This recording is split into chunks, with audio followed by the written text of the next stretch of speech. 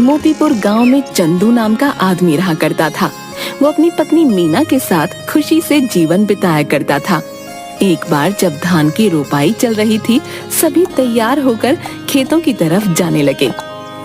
मैं जा रहा हूँ खेत पर, तुम बाद में आ जाना खाना लेके, और भाग्यवान जरा लस्सी भी लेती आना थोड़ा सा। ठीक है, आप जाइए, मैं ले आऊंगी।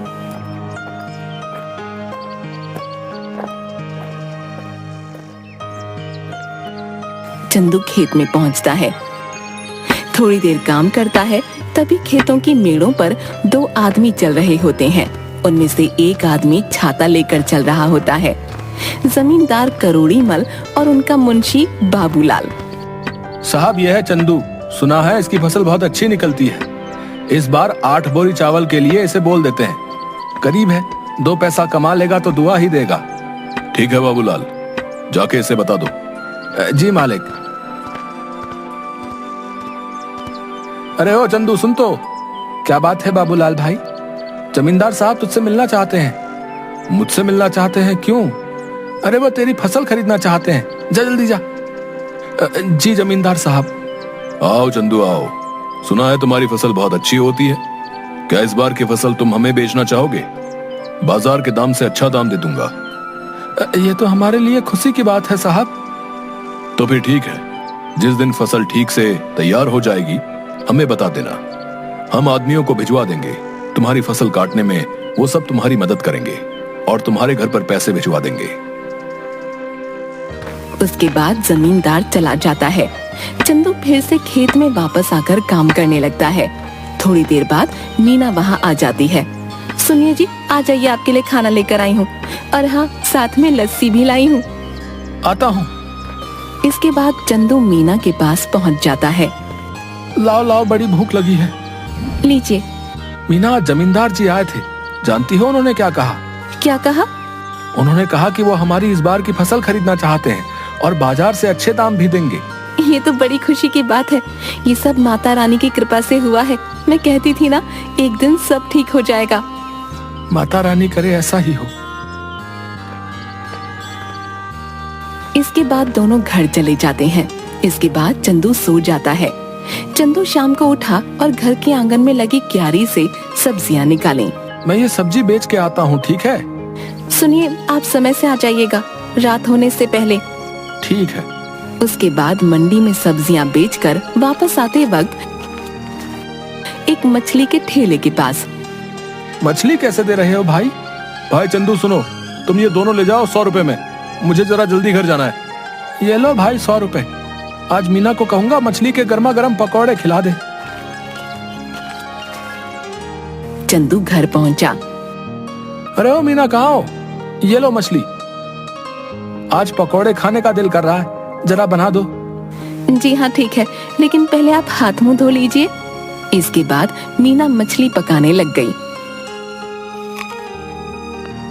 अरे वाह, तुम्हारा कोई जवाब नहीं। आहा, क्या पकौड़े बनाए हैं, वाह वाह वाह। इसी तरह कई महीने बीत गए। चंदू के खेतों में सोने की तरह चमकने वाली फसल तैयार हो गई। मीना, मैं खेत में जा रहा हूँ, जमींदार के आदमी पहुँचते ही होंगे। ठीक है।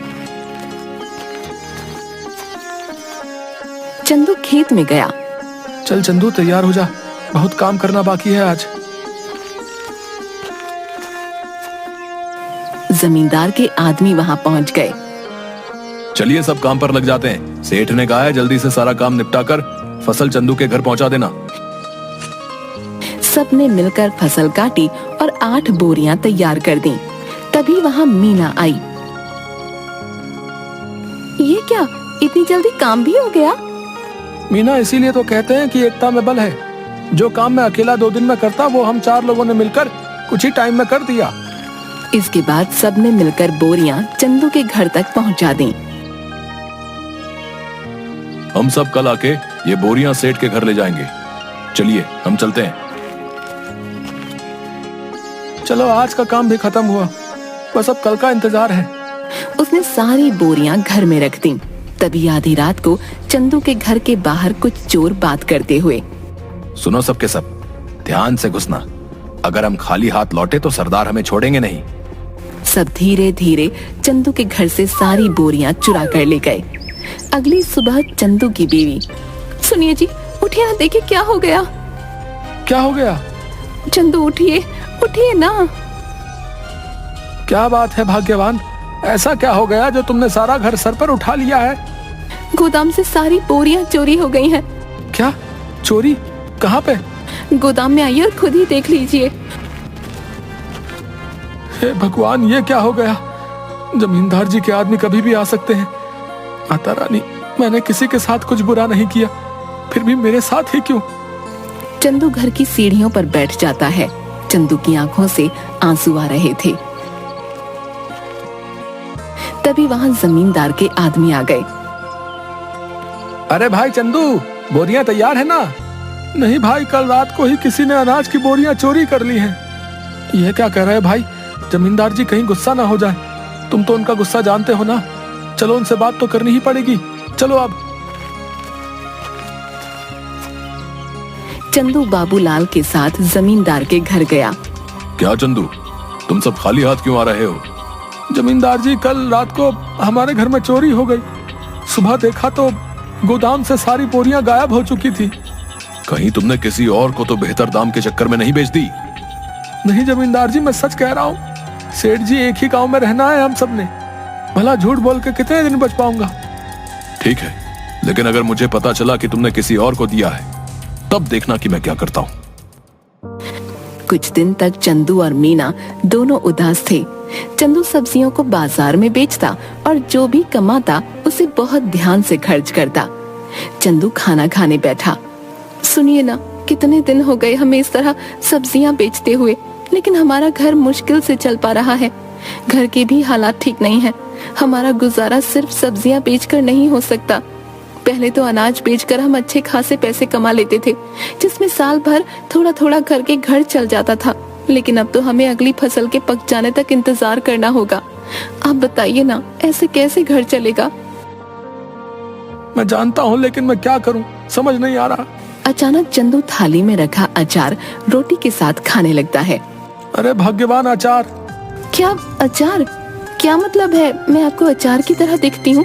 आप मेरे बारे में ये सब सोचते हैं? नहीं भाग्यवान, मैं तो कह रहा था कि हमारी समस्या का समाधान है ये अचार। कैसे? मेरी बात सुनो ध्यान से। तुम अचार बनाना और मैं अचार लोगों के घर जाके बेचूंगा। पहले हम लोगों को अचार का स्वाद चखाएंगे, उन्हें पसंद आया तो वो खरीद लेंगे। अगर पसंद नहीं आया तो? अरे कैसे नहीं आएगा? मेरी मीना ने जो बनाया है, अंग्रेजी में क्या कहते हैं, फंटास्टिक अचार बनाती हो तुम। है आपने अंग्रेजी कब सीखी? तुम मुझे कम मत समझो। What are you doing?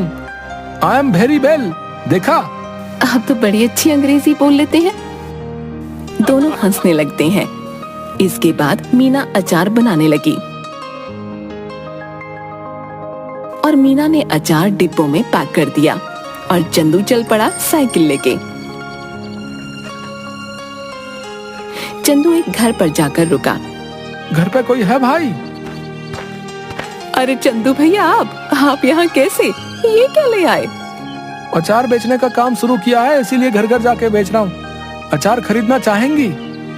जरूर, जरा चखाना तो भैया। औरत ने अचार चखा तो उसे बड़ा पसंद आया। भैया ऐसा करो, 1 किलो दे दो। कितना हुआ? 150 रुपए में।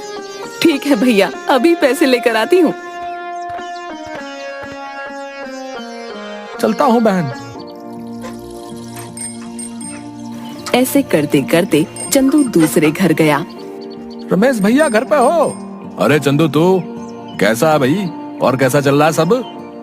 उस चोरी के बारे में सुनकर बहुत बुरा लगा यार जान के। जाने दो भाई, क्या कर सकते हैं। अच्छा ये बताओ, अचार खरीदते हो बाहर से? हाँ, क्यों? मैंने अचार बनाना शुरू किया है। क्या बात है, जरा चखाओ तो। चंदू ने उसे थोड़ा सा चखने को दिया। अरे वाह, किसने बनाया? मीना ने।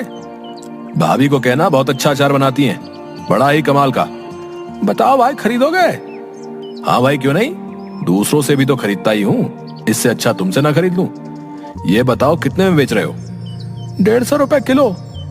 ठीक है भाई, 2 किलो दे दो। चंदू ने पैक करके दे दिया। धीरे धीरे उसका सारा अचार बिक गया।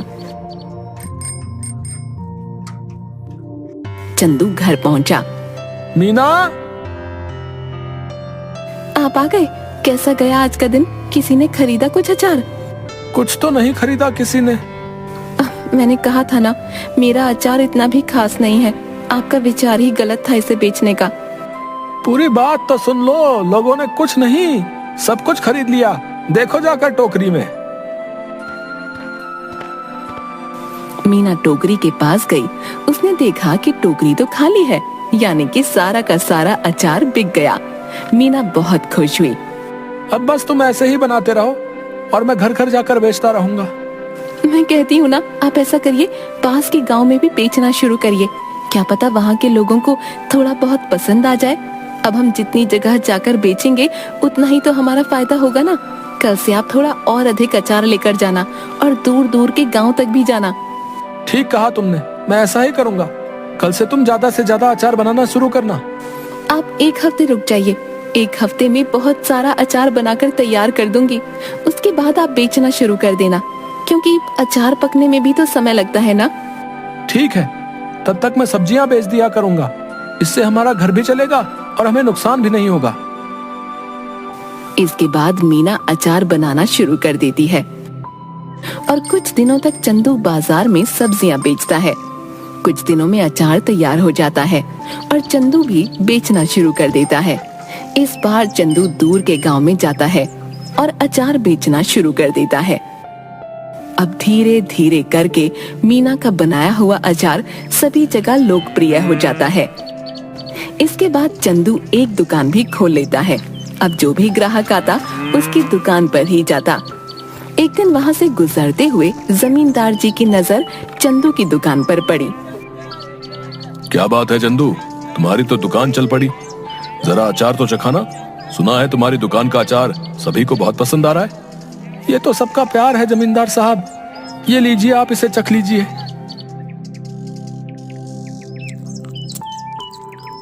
ये तो बड़ा स्वादिष्ट है। ऐसा करो, हमारे घर पर 60 किलो अचार पहुंचा देना। हमारे यहाँ बहुत बड़ा भंडारा है। एक हफ्ते में हम तुम्हारे घर पर कुछ लोगों को भेज देंगे रात को, इसलिए तुम सारा सामान तैयार रखना। जी जमींदार साहब। रात को जमींदार के लोग चंदू के घर नहीं पहुँचे। रात भी काफी हो गई थी। ऐसा करिए, आप सो जाइए। अगर कोई आया तो हमें पता चल ही जाएगा, तब उठकर उनका सामान उन्हें दे देंगे। तुम ठीक कहती हो, सो जाना चाहिए। क्या पता वो आज ना आए। चलो सो जाते हैं।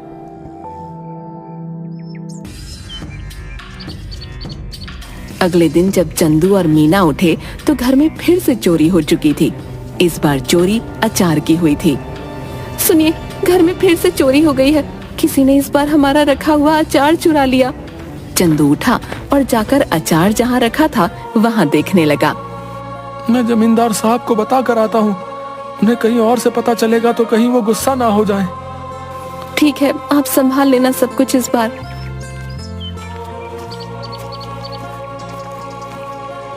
चंदू जमींदार साहब के घर गया। जमींदार साहब, इस बार फिर से आपके लिए जो हमने अचार तैयार किया था वो चोरी हो गया। ये हमेशा मेरे साथ ही क्यों हो रहा है? मैं तुमसे कुछ भी मंगाता हूँ और वो तुम्हारे घर में चोरी हो जाता है। मुझे लगता है तुम मुझे अपना सामान बेचना ही नहीं चाहते। ठीक है, मैं भी नहीं खरीदूंगा आज के बाद तुम्हारा कोई सामान। जाओ। ऐसी बात नहीं है जमींदार साहब, अब खुद ही सोचिए। मैं आपसे दुश्मनी क्यों मोल लूंगा? आप चिंता मत करिए, मैं आपके लिए दोबारा से 60 किलो का अचार तैयार करता हूँ। ठीक है, अगर इस बार कुछ हुआ तब देख लेना। चंदू अपने घर गया और सोचने लगा कि अब इस चोर को कैसे रोके।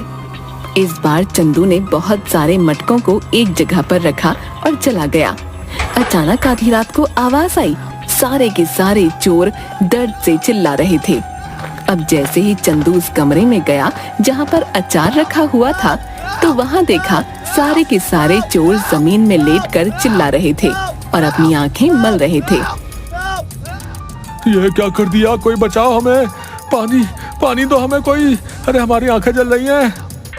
अब आया ना मजा? मेरे घर में जैसे तुम्हें आदत ही पड़ गई है चोरी करने की। क्या मजा आता है तुम्हें ये करके? है इतना दिमाग चोरी में लगाते हो, कुछ और कर लेते ना, अभी तो चैन से अपनी जिंदगी बिता रहे होते। पर नहीं, तुम्हें तो चोरी ही करनी है। लो करो अब चलो बताओ क्यों कर रहे थे चोरी? ये सब हम अपनी मर्जी से नहीं कर रहे थे, हमें सब करने के लिए बाबूलाल ने कहा था। क्या बाबूलाल? भला उसे क्या जरूरत पड़ गई? ये तो मुझे नहीं पता, आप हमें माफ कर दीजिए, अब पुलिस को मत बुलाना बस। ठीक है, नहीं बुलाऊंगा, पर मेरी एक शर्त है, अगर गांव में तुमने दोबारा कभी चोरी की तो मैं बाबूलाल की मदद लेकर तुम्हें पुलिस के हवाले कर दूंगा। ऐसी नौबत नहीं आएगी चंदू भाई, हमें माफ कर दो। इसके बाद चोर चले गए। अगले दिन चंदू जमींदार साहब के घर गया। उसने जमींदार साहब को सारी बातें बता दी। जमींदार साहब, ये बाबूलाल ही है जिसने आज तक हमारे घर में चोरियां करवाई हैं। तुम कैसे कह सकते हो कि सारी चोरियां बाबूलाल ने ही कराई हैं? क्योंकि कल मैंने खाली मटके गोदाम में रखवाए थे और दरवाजे के ऊपर मिर्च की थाली रखवा दी थी। जैसे ही उन्होंने दरवाजा खोला, उनके ऊपर लाल मिर्च गिर गई और उन सबकी आंखों में जलन होने लगी और वो चिल्लाकर पानी मांगने लगे। बस मुझे पता चल गया, मैं उनके पास गया तो उन्होंने तोते की तरह सब उगल दिया। इस बाबूलाल को पकड़ लो और पुलिस को फोन करो। तभी सेठ के आदमी बाबूलाल को पकड़ कर लाते हैं। मुझे माफ कर दीजिए जमींदार साहब, कुछ कीजिए, भला मैं इतने सालों से आपके यहाँ काम पे हूँ, कुछ रहम करिए। मुझसे क्या माफी मांग रहे हो? गलत तो तुमने चंदू के साथ किया है, उससे माफी मांगो जाओ। मुझे माफ कर दो चंदू, मैं आज के बाद कभी ये सब नहीं करूंगा। लालच में मुझसे बहुत बड़ी गलती हो गई। गलती तो तुमसे हुई है, लेकिन तुम्हें छोड़ देना मेरे बस में नहीं। आज तुम्हें छोड़ दूंगा तो कल कोई और चोरी कर लेगा। उनके पास एक सबक जाना चाहिए कि जैसा करोगे वैसा भरोगे, इसलिए मुझसे किसी चीज की उम्मीद मत रखो। तभी तो पुलिस वाले आकर बाबूलाल को गिरफ्तार करके ले जाते हैं। भाइयों, अचार ले आओ। बहुत सारे आदमी अचार के भरे मटके ले आए। ये लीजिए जमींदार साहब, इस बार आपके घर में हमारा सामान आखिरकार पहुंच ही गया। ये लो तुम्हारे पैसे चंदू। तुम सच में ईमानदार और मेहनती किसान हो, हमें तुम पर नाज है। आपका बहुत शुक्रिया सेठ जी। चलिए अब मैं चलता हूँ। इसके बाद चंदू अपने घर लौट गया और इसके बाद से चंदू के घर में कभी कोई चोरी नहीं हुई और चंदू का काम बहुत अच्छे से चलने लगा।